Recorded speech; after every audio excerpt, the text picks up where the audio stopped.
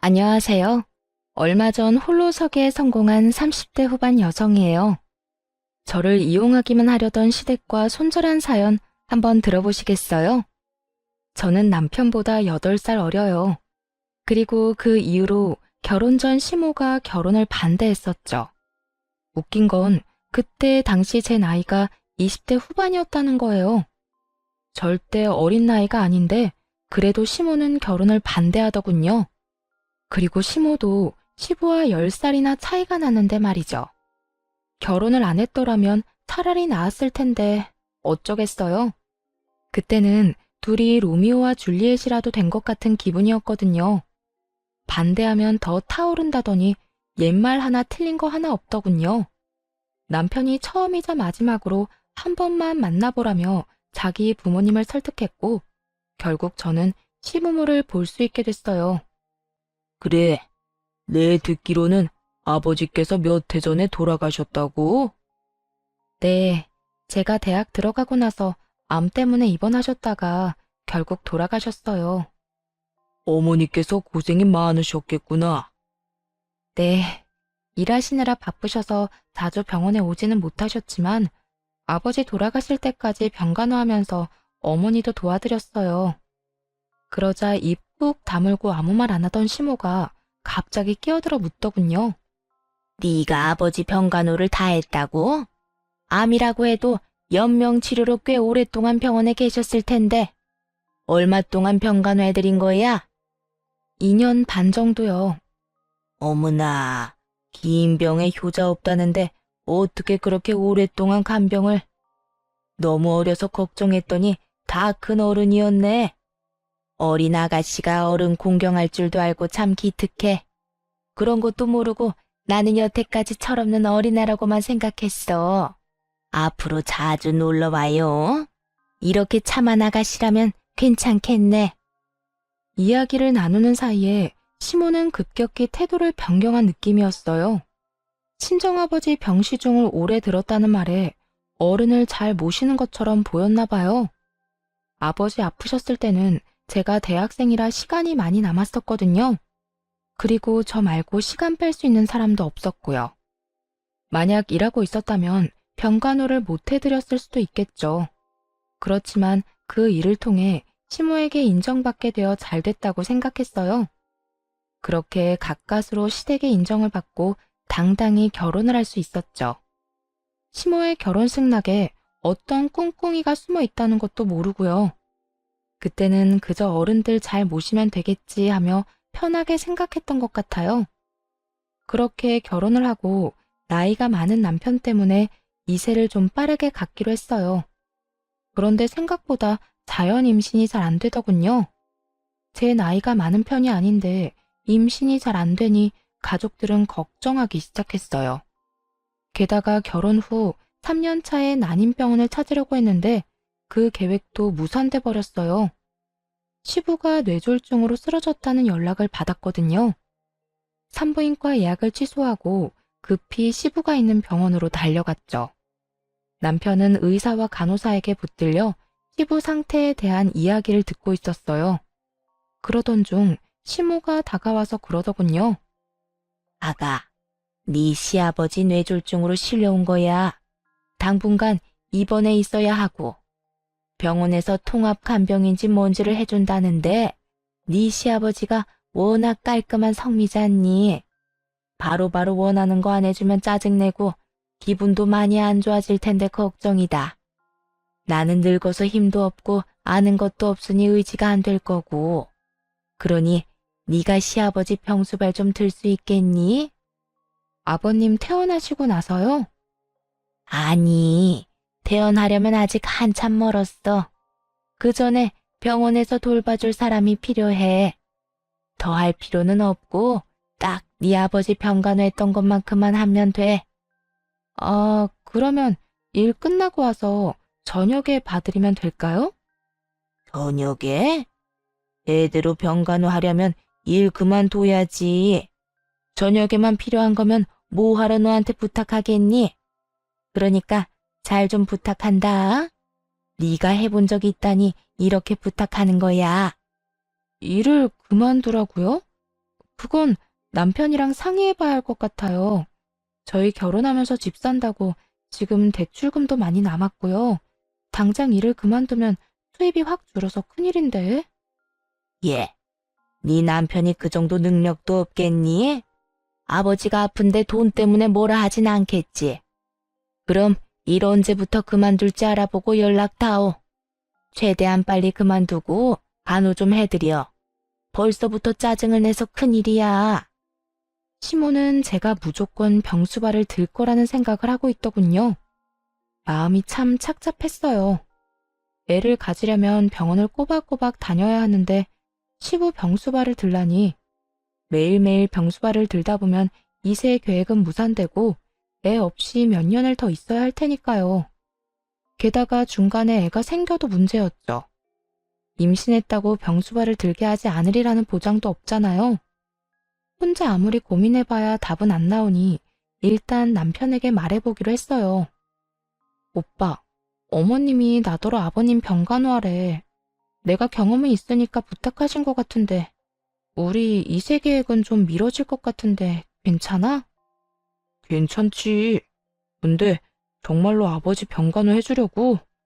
너무 고맙다 진짜. 이렇게 착한 와이프 얻은 것도 복이지.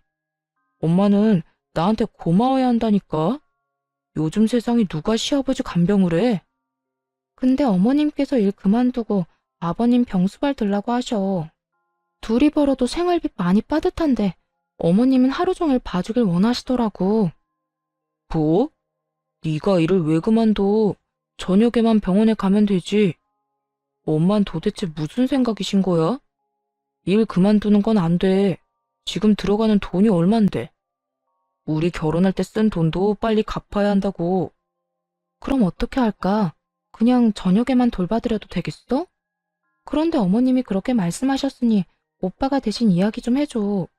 내가 이야기하면 변명처럼 들리고 하기 싫어하는 것처럼 보이잖아. 그럼 내가 나중에 엄마한테 말해놓을게. 너 일 그만두면 안 된다고. 솔직히 출산휴가나 육아휴직은 나라에서 돈이라도 좀 나온다지만 간병은 아닌데. 내 말대로 해. 그리고 집 산다고 대출을 얼마나 당겼었는지 엄마도 알면서. 너 일 그만두면 이 오빠 진짜 말라 비틀어질지도 몰라. 그럼 오빠가 꼭 좀 말씀드려줘. 나도 일해야 해서 하루 종일 봐드리기는 어렵다고. 그럼 그렇게 알고 저녁에만 아버님 병간호 해드릴게. 그래. 저녁에도 너무 늦게까지 있지 말고 9시 넘으면 집에 와. 어차피 그 시간 넘도록 남아있는 사람도 없을걸? 그렇게 남편과 대화를 하고 한결 홀가분해진 마음으로 시부의 병실을 찾아갔어요. 그리고 시모에게 말했죠. 어머님, 오빠한테 혹시 연락 받으셨어요? 무슨 연락? 나는 연락받은 거 없는데. 왜? 무슨 일 있니? 무슨 일이 있는 건 아니고요. 아버님 병간호에 대해 이야기했더니 일은 그만두지 말라고 했거든요. 오빠가 직접 말씀드린다고 했는데 많이 바빠서 연락을 아직 못 드렸나 봐요. 그렇게 이야기하자 시모가 저를 보며 누나를 막 부라리더군요. 내가 일 그만두라고 한 거 못 들었어? 저녁에만 잠깐 돌보는 거면 내가 하지 왜 너한테 부탁하겠어? 애들 생각하는 것 좀 봐. 어떻게 시아버지 아프고 힘들어하는데 돈 때문에 간호를 못하겠다고 해? 너 혹시 네 아버지 간호할 때도 이런 식이었니? 눈 가리고 아웅하고 막 이랬어? 그런 게 아니라 집 대출금 갚는 것도 그렇고 혼자 일하기는 너무 힘들다면서 오빠가 저더러 일은 무조건 하라고 하더라고요. 제 몸이 하나인데 모두의 말을 들을 수는 없잖아요. 넌 그 정도도 남편한테 말 못하니? 네가 먼저 일 그만두고 병간호하겠다고 했으면 아들이 좋아하면서 하라고 했겠지. 그런데 네가 하기 싫어하는 모습을 보였으니까 아들도 하지 말라는 거겠지. 솔직히 정말 화가 났어요. 왜 그런 소리를 들어야 하나 싶더군요. 그래도 꾹 참고 웃으며 시모에게 말했어요. 어머님, 그러면 오빠한테 말 좀 해주세요. 오빠가 제 말은 안 듣더라고요. 지금 전화해서 이야기해 주시면 될 것 같아요. 내가 왜 그런 말을 해? 네가 남편 설득해서 일 그만두고 여기 와야지. 내 아들이랑 이야기해야 하는 건 너야. 가만 보니 얘가 아들이랑 내 사이를 이간질시키려고 하네. 대체 뭐가 이간질이라는 건지 정말 묻고 싶더라고요. 그 나이를 먹도록 이간질의 뜻도 모르나 봐요. 둘의 바람을 동시에 들어줄 수가 없어서 얘기 좀 해보라는 게 어떻게 이간질인지. 딱 보니 시모는 이런 생각인 것 같았어요. 일은 다 며느리인 너에게 맡겨야겠지만 내 아들이랑 싸우기는 싫다. 그 얕은 수가 다 보여서 너무 열받았어요. 아니, 누가 병수발 안 든다고 했냐고요. 기껏 양보해줬으면 해결 안 된 나머지는 어떻게 할 건지 이야기를 끝내야 하잖아요. 돈 때문에 절대 일을 그만두면 안 된다는 남편. 일을 아예 그만두고 하루 종일 시아버지 병수발을 들라는 시어머니. 그 사이에서 더 이상 이리 치이고 저리 치이고 싶지 않더군요. 그래서 일단 직장의 연차부터 일주일치 한꺼번에 제출했어요. 그리고 나와서 남편에게 말했죠. 오빠, 나 내일부터 일 안 해. 어머님 말씀대로 낮에도 아버님 병간호하려고. 오빠가 어머님한테 말 안 한 것 같더라. 어머님도 오빠한테 말하기 싫다고 하시고. 그래서 그냥 내가 일 그만두고 하루 종일 아버님 수발 들기로 했어. 뭐? 이렇게 갑자기 일을 그만두면 어떡해? 그럼 내가 뭘 어떻게 할 수 있는데. 어머님이 나더러 하루 종일 간병하라고 하시는데 그렇다고 어머님이랑 싸워? 그러면 오빠가 좋겠어? 구구절절 맞는 말만 하자 남편은 아무 말도 못하고 한숨만 쉬더군요. 속으로 쌤통이다 싶었어요. 그러게 미리 둘이서 이야기 다 끝냈으면 이럴 일 없잖아요. 그제야 남편도 저한테 화만 내고 있을 수는 없다고 생각했나 보더라고요. 여보세요, 엄마. 도대체 이게 무슨 짓이에요? 며느리가 시아버지를 저녁에만 봐주면 되지. 무슨 하루 종일 부려먹으라고 일까지 그만두라고 하냐고요. 너 지금 네 마누라 편드니? 걔가 뭐라고 해? 걔가 이 말 저 말 안 가리고 전하면서 우리 싸우도록 만드는 거지? 도대체 무슨 소리 하시는 거예요? 엄마가 일 그만두라고 윽박질렀다면서요. 그러니 와이프가 결국 그대로 했다잖아요. 온종일 며느리 공짜로 부려먹을 생각이면 차라리 간병인 사서 쓰세요. 아버지 앞으로 보험 나오는 것도 있잖아요. 와이프한테 한 달 월급만큼 안 줄 거면 일 시킬 생각도 말고요. 얘는 너희 아버지 앞으로 나오는 돈을 왜 그런 데다 쓰니? 아버지 아파서 또 목돈 들면 어떡하려고. 집안에 노동력이 있으면 써야지 왜 아껴? 너 능력 없니? 혼자 벌어서 살림 꾸릴 만큼의 능력도 안 돼?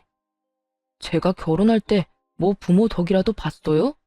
저한테서 능력 찾지 말고 엄마나 잘해요. 아빠는 엄마 남편인데 엄마가 알아서 책임지고 수발 드는 게 맞지. 일하는 며느리 직장까지 관두게 하고서 이러는 건 아니죠. 겉으로는 남편이 저를 위하는 것 같았지만 사실은 아니라는 걸 잘 알고 있었어요. 생활비가 줄면 자기 용돈도 줄 테니 그게 걱정돼서 싸워주는 거였죠. 어쨌든 손 안 대고 코 푸는 기분으로 두 사람이 싸우는 거나 잘 듣고 있었어요.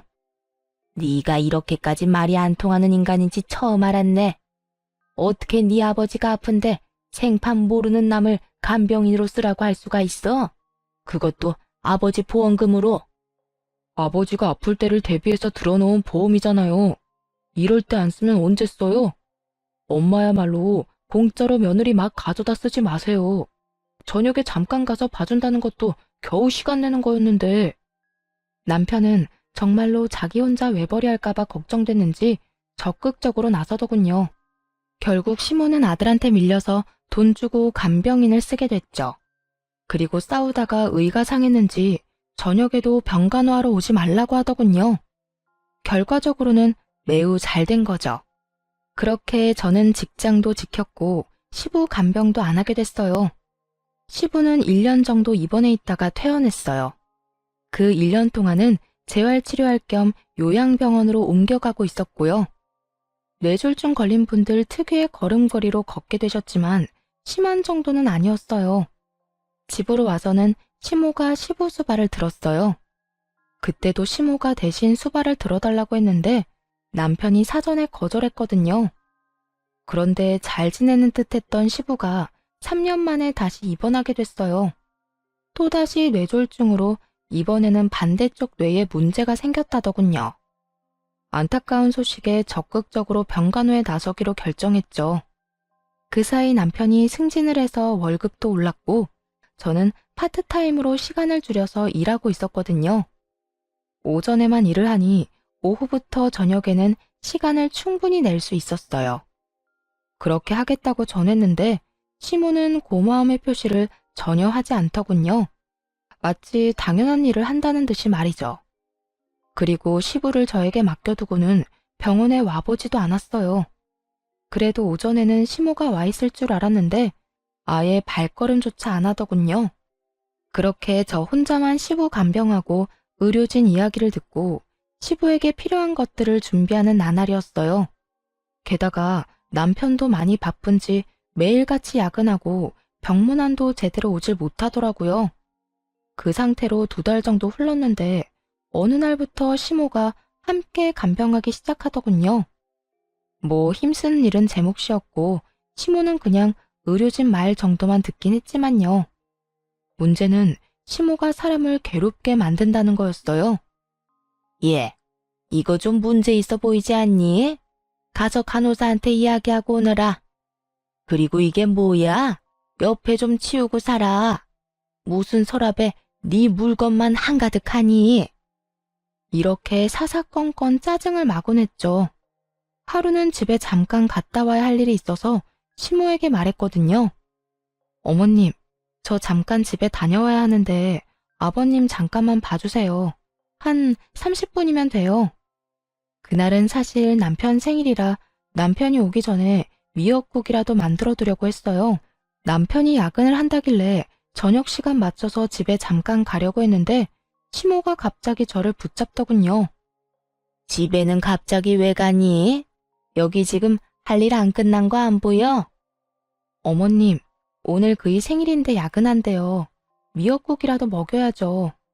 아침에 제가 일찍 출근하는 바람에 미역국도 못하고 나왔거든요.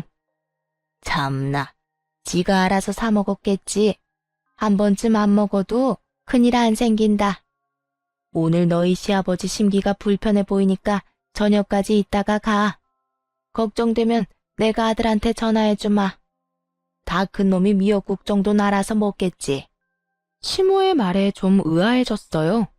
생일에 미역국 못 먹으면 마치 인생 말아먹는 것처럼 굴던 사람이 바로 시모거든요. 그런 사람이 아무렇지 않게 이런 말을 하다니. 솔직히 이해가 안 갔습니다. 그런데 이상한 건 그뿐만이 아니었어요. 그 뒤로도 어쩌다 저녁에 집으로 가려고 하면 꼭 못 가게 하더라고요. 이상하다 싶어서 하루는 시모가 없는 틈에 간호사에게 말해두고 집으로 향했어요. 시모가 왜 집에 못 가게 하나 궁금했거든요. 그날은 토요일이라 아침부터 시부 병원에 나와 있던 상황이었죠. 그런데 오후 5시에 집으로 들어갔는데 아침과는 완전히 다른 모습이었어요. 집안 가득 여자 향수 냄새가 진하게 배어 있더라고요. 방금 전까지 누군가 있었던 것 같았어요. 게다가 목욕탕은 다 젖어 있었죠. 남편이 씻고 나간 걸 수도 있지만 결정적으로 싱크대에 2인분의 식기가 있었어요. 순간 머릿속에 수많은 생각이 지나가더군요. 남편이 누군가와 함께 있었고 씻고 방금 나갔다는 건 확실해 보였어요. 설마 바람을 피우나 싶어 초조하게 입술만 깨물고 있었죠. 남편에게 추궁할까 했지만 이 진한 향수의 주인이 여자가 아닐 수도 있잖아요. 바람은 아닐 거라는 작은 희망을 붙잡았죠. 그래도 혹시 모르니 그날 저녁 인터넷으로 녹음기를 여러 개 샀어요. 그리고 아침에 출근하기 전에 항상 그걸 틀어놓고 나왔죠. 안방, 거실, 부엌에 몰래 숨겨두고 며칠간 확인을 했어요. 처음 며칠은 조용하더군요. 그나마 이상한 점은 남편이 매일같이 늦게 온다는 점이었어요. 평일 내내 야근을 하는 건 아무래도 좀 수상하잖아요. 그러다 드디어 주말에 남편의 이중생활이 녹음기에 딱 걸리고 말았어요. 자기야, 와이프는 내가 이렇게 집에 왔다 갔다 하는데도 모르나 봐? 몰라. 요즘 많이 바쁘거든. 그러니까 내가 너 여기로 불렀지. 밖에서 노는 것도 좋지만 역시 집이 최고잖아. 와이프 몰래 스릴도 즐기고. 오는 시간이 좀 늦어졌으면 좋겠는데 그 여자는 단 한 번을 늦게 오는 법이 없어. 그러면 우리한테는 다행이지. 쓸데없이 빨리 오진 않을 거 아냐? 그런데 우리 집은 언제쯤 계약되는 거야? 얼른 거기서 살고 싶단 말이야. 계약은 벌써 끝났지. 이제 몸만 들어가면 돼. 엄마한테 돈까지 빌려서 가는 거니까 나중에 우리 엄마한테 잘해. 알았지? 걱정 마. 내가 어른들을 얼마나 잘 모시는데. 그래도 병수발까지 들기는 좀 힘들겠지만 혹시 집에 아프신 분은 없지? 어? 그럼 아픈 사람 없어. 다들 건강하셔. 그리고 아직 그런 거 생각 안 해도 돼. 그 여자랑 이혼하고 나면 생각할 문제지. 그래서 이혼은 언제 할 건데? 언제까지 나 이렇게 외롭게 둘 거냐고. 조금만 기다려줘. 때가 되면 내가 다 알아서 할 테니까 그때까지만 좀 참아. 알았지? 그런 대화가 함께 쪽쪽 소리까지 듣고 있으려니 귀가 썩을 것 같더군요. 게다가 시모에게 돈을 빌려서 상간녀와 살 집을 마련했단 말에 정신이 확 들었어요. 순간 남편에게 전화하려다가 말았습니다. 혹시라도 증거 불충분으로 이혼할 때 불리하면 어떡하나 싶어서요. 지금 이 상황만으로도 충분히 억울한데 재산 분할이며 위자료도 제대로 못 받으면 정말 억울할 것 같더라고요. 시모에게는 말을 해야 하나 말아야 하나 고민했어요. 팔은 안으로 굽는다는데 제 말이 통하기는 할까 하는 생각이 들었거든요. 그래서 결국 말하지 않기로 했어요. 그리고 조심스레 증거를 모으기로 했죠. 그런데 며칠 지나지 않아서 시모가 뜬금없이 이런 말을 하더라고요. 너 요즘 돈을 어디에다 쓰니? 내가 보니까 돈 쓸 곳이 없어 보이는데 왜 집에 돈이 없다고 했어? 네? 그게 무슨 말씀이세요? 아니, 너 네 남편한테 돈이 부족하다고 나한테 돈 좀 빌리라고 말했다면서. 설마 시아버지 병수발 하는데 돈 안 줬다고 그러는 건 아니지? 그렇게 말하며 시모가 눈을 새초롬하게 떠 흘겨보더군요. 그제야 남편과 상간녀가 나눈 대화가 떠올랐어요. 시모에게 돈을 받아 둘이서 살 집을 샀다는 그 대화 말이에요. 그러자 저도 모르게 화가 확 치밀었죠. 너 남의 돈 그렇게 함부로 가져가는 거 아니다. 가족끼리 이런 말 하긴 좀 그런데 매달 꼬박꼬박 갚아줬으면 좋겠어. 아들이 나중에 한꺼번에 갚아준다고 했는데 그게 마음처럼 되겠니? 차라리 매달 조금씩이라도 돌려받는 게 마음 편하지. 혹시 돈이 없으면 친정에서 빌려서라도 갚아라. 알았니? 그 말을 듣는데 진짜 한 소리 퍼붓고 싶더라고요. 내가 그걸 왜 갚냐고요. 지금 바람난 남편놈 두고 시부 병수발 들고 있는 이 현실만으로도 열받아 죽겠는데 솔직히 이때는 증거고 뭐고 다 때려치우고 떠나고 싶은 마음뿐이었어요. 꾹 참은 보람이 있는지 남편 뒷조사를 통해 분류는 제대로 잡을 수 있었어요. 상간녀는 같은 회사 직원이었더라고요. 그런데 녹음기에 남겨진 남편과 시모의 대화가 정말 충격적이었어요. 야, 너 이제 나한테 네 마누라 잡아두라고 시키지 마라. 그년이 눈치가 빨라서 이제 둘러댈 것도 없어. 엄마, 조금만 더 부탁해요. 조금 있으면 나도 그런 부탁할 일 없어요. 아니 근데 진짜로 너 안 들킨 거 맞니? 요새 걔 표정이 안 좋던데.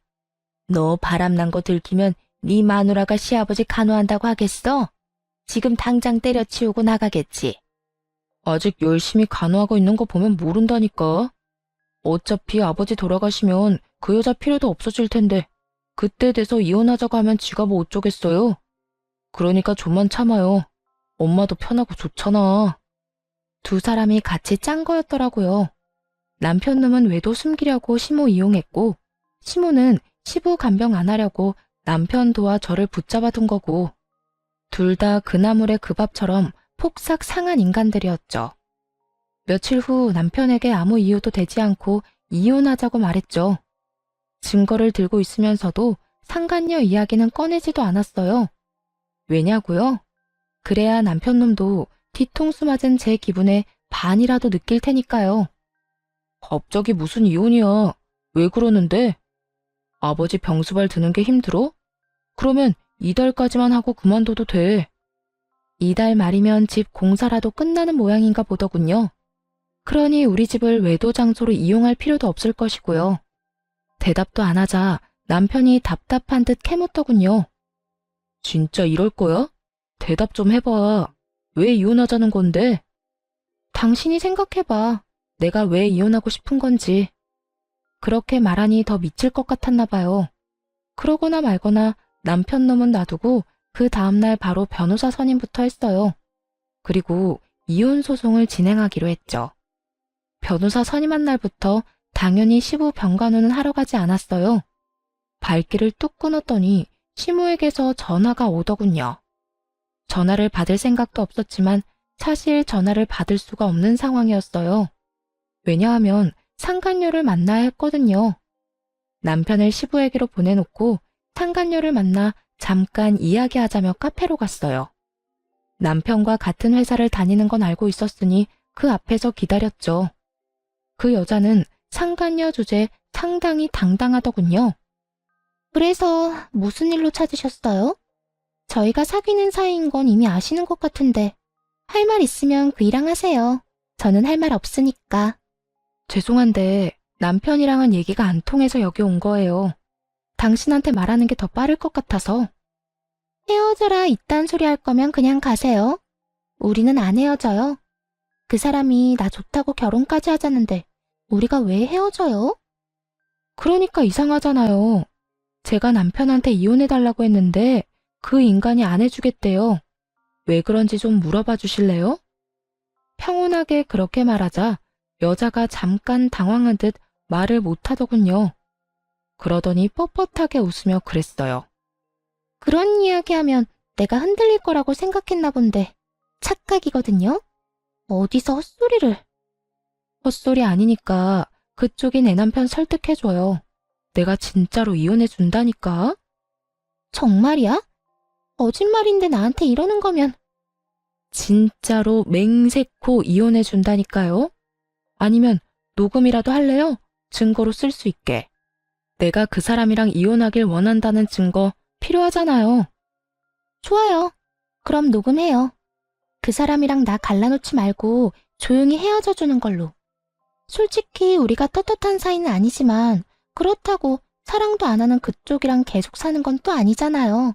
서로 좋아하는 사람이랑 살아야지. 그러니까요. 살다 남편 불륜으로 이혼하게 될 줄은 상상도 못했네. 어쨌든 그쪽이 당장 이혼할 수 있도록 남편 설득 한번 시켜줘 봐요. 멍청한 상간녀는 그렇게 제 앞에서 남편에게 전화를 했어요. 스스로 불륜했음을 시인하는 내용을 잔뜩 녹음해놓고 말이죠. 자기야, 와이프랑 언제 이혼하는 거야? 빨리 이혼하고 우리 같이 살면 안 돼? 갑자기 또 왜 그래? 내가 때가 되면 말한다고 얘기했잖아. 그것도 못 기다려? 우리 애기가 왜 또 마음이 조급해졌지? 이제 당신 집도 생겼는데. 그때가 언젠데. 혹시 이미 이혼하자는 얘기 나온 거 아니야? 상대방이 먼저 이혼하자고 하면 무조건 이혼해? 알았지? 아니, 근데 도대체 무슨 때를 기다린다는 거야? 어쨌든 그런 게 있어. 와이프랑 나는 법적으로 얽힌 사이니까 마구잡이로 이혼할 수는 없다고. 최대한 내가 손해를 덜 보는 쪽으로 이혼을 해야 될 거 아니야. 그래야 자기랑 결혼할 때 더 도움이 되지. 자기가 손해를 덜 보는 게 뭔데? 지금 사는 집도 자기 거라서 이혼해도 재산 분할 거의 안 한다고 얘기하지 않았어? 상간녀의 마음을 얻기 위해서인지 남편이 거짓말을 야무지게도 했더군요. 그 집 살 때 제가 보탠 돈이 얼만데. 게다가 제 월급으로 생활비 충당해놓고 저런 말 하는 거 보니 진짜 역겨웠어요. 이혼 이야기 잘 꺼냈다 싶더라고요. 남편은 시부가 죽고 나서 제가 필요 없어지면 이혼하고 싶었던 것 같아요. 시부가 아프다는 사실을 상간녀가 모르고 있는 걸 보면 틀림없었죠. 어쨌든 2번 다시 그 얘기 꺼내지 마. 나 안 그래도 지금 힘들고 바쁘다고. 자기도 이러면 내가 얼마나 더 힘들겠어? 이렇게 떽떽거리고 쪼아대는 거 와이프만으로도 좋게. 그러니까 조금만 더 기다려. 알았지? 상간녀의 마음을 아는지 모르는지 남편놈은 당장은 이혼 못한다고 못 박았어요. 상간녀는 그런 남편의 단호함에 열받았는지 끈질기게 물고 늘어지더군요. 그 모습을 보는데 솔직히 너무 웃겼어요. 남편은 이혼하지 않겠다고 하고 상간녀는 이혼하라고 닥달하는 상황이잖아요. 결국 상간녀는 남편에게 원하는 답도 못 듣고 전화를 끊어야 했죠. 카페에서 나오려는데 제 핸드폰이 또 울리더군요. 발신인을 확인해 보니 역시나 시모였어요. 상간녀와의 용건도 끝났겠다 전화를 받았죠. 너 왜 안 오니? 오늘 내가 얼마나 중요한 약속이 있었는데. 너 때문에 지금 약속 깨고 혼자 병실 지키는 중이다. 어떻게 이렇게 생각이 없을 수가 있어? 못 오면 연락을 하든지. 지금 가는 길이에요. 가서 말씀드릴게요.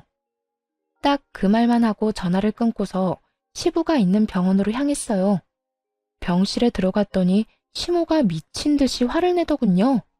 야, 너 그따위로밖에 말을 못해? 뭐, 지금 가는 길이에요? 가서 말씀드릴게요? 어떻게 그런 말을 해, 건방지게. 와서 죄송하다. 무슨 일 때문에 늦었다. 그러고 무릎 꿇고 사과해야 되는 거 아니야? 시모가 앞에서 뭐라고 떠들든 귓등으로도 안 듣고 할 일만 했어요. 바로 제 짐을 챙기는 일이요. 시부 병간호를 더 이상 할 필요는 없잖아요. 이미 이혼하자고 남편한테 이야기했는데 말이죠. 시모도 그제야 뭔가 이상하게 느껴졌는지 이내 조용히 눈치를 살피기 시작했어요. 아무 말 없이 짐을 다 싼 후에 시모에게 말했죠. 앞으로 저는 여기 올 일 없을 거예요. 아버님 수발은 이제 남편 상간녀한테 부탁하시면 되겠네요. 남편한테 좋은 여자가 있다는데 제가 힘들게 수발될 필요 없잖아요. 안 그래요? 그렇게 말하자 시모가 깜짝 놀랐는지 아무 말도 못하고 눈을 피하더군요. 그런 시모에게 한마디 더 해줬어요. 어머님도 참 고생하셨어요. 여태까지 아들 바람 피우는 거 도와주시느라. 이제 저희 이혼하고 나면 그런 짓은 안 하셔도 되니까 좋겠네요. 신경 쓸 일이 하나 줄잖아요. 네가 무슨 말을 하는 건지 난 잘 모르겠구나. 그런데 너희 이혼하기로 했니? 나한테 빌려간 돈은 어떡하고? 그 돈 갚기 전에는 이혼 못한다. 다시 돌려줄 때까지 절대로 허락 못해. 아, 그 돈이요? 남편이 어디 썼는지 잘 알 거예요. 저도 들은 적만 있는데 아마 상간녀 집 사주는 데 썼을걸요? 그러니까 돈 받고 싶으시면 상간녀한테 가서 달라고 하세요. 원하시면 제 금융기록 다 까봐도 상관없고요. 그 이야기를 듣자마자 시모가 노발대발하더군요. 미친놈이 그 돈을 상간녀한테 줬다고? 나한테는 분명히 네가 필요해서 가져간다고 했는데. 그러더니 곧바로 남편에게 전화를 하더군요. 너 어디야? 당장 네 아버지 병원으로 튀어와. 왜 그래요? 안 그래도 병원 앞이에요. 연락을 안 받았더니 남편도 마침 이 병원으로 저를 찾으러 왔더군요. 야 이놈아, 너 내 돈 어쨌어? 그 돈 상간녀한테 줬다는 게 진짜야? 너 그년한테 얼마나 줬어? 엄마, 미쳤어? 갑자기 무슨 상관녀야. 와이프가 오해하잖아요. 무슨 착각하고 그런 말 하는지 모르겠는데 그만 좀 해요. 시모의 말에 남편놈이 기겁을 하며 자기를 두들겨대는 시모를 떼어내더군요. 이제 와서 네 마누라한테 들킬까봐 걱정이냐? 이놈아, 이미 다 알고 있어. 네 상간녀가 내 돈 가져간 것까지 알고 있더라. 너 도대체 뭐 하고 다닌 거야? 내 돈 받을 수 있는 건 맞아? 그러자 시모보다 더 절박한 표정으로 남편이 저를 바라보며 말했어요. 여보, 아니야. 당신이 오해하고 있는 거야. 내가 다 설명할 수 있어. 나는 오해하고 있는 거 하나도 없어. 그러니까 앞으로 당신 아버지 병간호는 상간녀나 시켜. 사랑하는 남자 아버지니까 그 수발도 다 들겠지. 예비 시어머니한테 빌려간 돈도 다시 돌려줄 테고. 지금 안 보여? 어머님 돈 못 받으실까봐 눈에 핏발 선 거. 꼭 돌려주라고 전해줘. 그렇게 말하자 시모는 새삼 또 열받았는지 남편 놈 멱살을 붙들고 소리치더군요. 너 당장 내 돈 가져와. 아니면 네가 매달 이자까지 쳐서 갚든지. 무려 7천만 원이나 처먹고 입을 싹 닫아? 네가 아들놈이야? 여자한테 미쳐가지고 엄마를 속여? 아, 진짜 그만 좀 하라고요. 지금 이대로 와이프 보내면 꼼짝없이 이혼이잖아요. 여보, 잠깐만. 저를 붙잡으려는 남편을 시모가 붙들고 아주 난리도 아니었어요. 그런 두 사람을 뒤로하고 집으로 돌아와 짐을 챙겨 나왔죠. 소장도 날아갔는지 그 뒤로 남편이 전화하고 난리 났더군요. 사실 상간녀에게 보낸 소장이 무슨 이유에서인지 한번 반송됐거든요. 그래서 다음에는 회사로 소장을 보내버렸더니 결국 소문이 다 난 거죠. 미혼인 여자가 위자료 소장 받았는데 그 이유가 뭐겠어요? 평소 남편이랑 친하게 지냈기에 사람들 입에서 입으로 아름아름 퍼져나가며 결국 회사 전체에 소문이 나버렸대요. 남편 놈이 제발 만나서 이야기하자길래 상간녀한테도 연락해서 나오라고 했어요. 셋이 만나 깔끔하게 단판 짓는 게 낫다고 생각했거든요. 여보, 진짜로 그런 거 아니야. 불륜이라니. 발뺌을 하시겠다. 이거 보세요. 이미 당신 상간녀가 바람난 거 시인했고 녹음까지 다 해놨어. 증거자료 한번 들어볼래? 상간녀 음성이 녹음된 파일을 들려주니 남편 놈이 이를 꽉 깨물더군요. 그러고는 너무 열받았는지 마침 이쪽으로 오던 상간녀에게 소리를 꽥 질렀어요. 너 미쳤어? 어? 바보 천치가 아닌 이상 네가 유부남이랑 만난 걸 인정하는 녹음을 왜 해? 당연히 이 여자가 이혼해준다고 하니까 그랬지. 아니, 자기야말로 이게 나한테 화낼 일이야? 언제는 이혼하고 나랑 살고 싶다며. 그런데 이제 와서 화내는 거 보니까 이혼 진짜로 하기 싫었나 봐. 아니, 자기야, 그게 아니라. 이 쓰레기야, 내가 장난감처럼 보여? 너 그 집도 온전히 네 거 아니라며? 또 너네 엄마가 집안에 아픈 사람 있어서 병수발까지 들어야 한다고 하더라? 회사에도 소문 다 나서 지금 열받아 죽겠는데. 헤어져. 나 이런 식으로 너랑 만날 생각 없어. 자기야, 잠깐만 있어봐. 내 말 좀 들어보라고. 야, 너 내가 준 돈은 돌려줘야 할 거 아니야? 미친놈아. 그 돈은 내 위자료야. 너한테 돌려줄 필요 없다고. 너 같은 사기꾼한테 당한 거 생각하면 그것도 싼 거지. 상간녀와 사이가 틀어지는 바람에 남편 놈은 그쪽을 달래느라 정신이 없었어요. 하긴 저하고는 이미 법적으로 정리가 되어가고 있었으니까요. 남편 입장에서는 저쪽이라도 건져야 자기 살구멍이 보이지 않았겠어요? 그렇게 저와 남편은 이혼하게 됐어요. 당연히 남편의 불륜, 시부를 모시던 제 상황 등이 참작되어 제게 유리하게 끝났죠. 그런데 판결이 나고 전 시모가 친정까지 저를 찾아왔더군요. 얘야, 이제 그 여자랑 우리 아들 헤어졌어. 그러니까 다시 제자리로 돌아오거라, 응? 우리 아들 혼자서 힘들어하는 거 보니 내가 더 힘들구나. 너도 어차피 이혼하고 힘들지 않니? 우리가 앞으로 너 하고 싶은 대로 다 하게 해줄 테니. 아주머니, 저는 다시 돌아갈 생각 추호도 없어요. 두 사람이 한 행동이 괘씸해서 싫어요. 마누라한테 대리호도 시켜놓고 바람 피운 놈이나 그런 놈도 아들이라고 며느리 속인 아주머니나 똑같은 쓰레기인데 제가 왜 다시 쓰레기통에 다시 들어가요? 안 그래요? 너 지금 우리한테 쓰레기라고 했어? 그럼 쓰레기가 아니면 뭐예요? 인간이라고 하기엔 한 짓이 너무 더럽잖아요. 저한테 이런 취급 계속 받고 싶은 거 아니면 앞으로 찾아오지 마세요. 결국 전 시모는 좋은 소리 하나도 못 듣고 쫓겨나듯 나갔어요. 정말 괘씸하기 짝이 없었어요. 사람을 한껏 기만해놓고 이제 와서 다시 돌아오라뇨? 제대로 용서를 구한 적도 없으면서 그저 자기들이 힘들어서 찾아왔으면서 이혼하고 나서 전 남편이 힘든 상황에 처한 건 맞아요. 아니, 자기가 뿌린 대로 거둔 상황이죠. 저한테 재산 분할해주고 위자료까지 줘야 해서 살고 있던 집도 팔아야 했고 상간녀와는 싸우고 헤어지는 바람에 그쪽 집으로도 돌아갈 수 없게 됐거든요. 그러니 결국에는 자기 부모님 댁으로 비집고 들어갔다고 하더군요. 게다가 전 시모는 병수발 들어주던 며느리 잃고 아들에게 빌려준 돈도 못 받았어요. 상간녀가 집을 팔긴 했지만 그 돈을 상간녀 위자료로 저한테 줬다고 하더라고요.